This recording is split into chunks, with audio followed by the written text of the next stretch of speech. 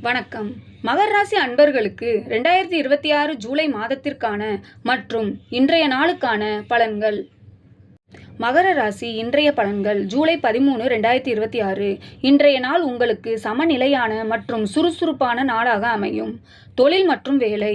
உத்தியோகத்தில் இருப்பவர்கள் தங்கள் பணிகளை முழு கவனத்துடன் முடிப்பார்கள். மேல் அதிகாரிகளின் பாராட்டு கிடைக்க வாய்ப்புள்ளது. புதிய முயற்சிகளை இன்று தொடங்கலாம். குடும்பத்தில் சுமூகமான சூழல் நிலவும். வாழ்க்கை துணையுடன் மனம் விட்டு பேசுவது உறவை வலுப்படுத்தும். குழந்தைகளுடன் அன்பாக நடந்து கொள்வது நல்லது. நிதி.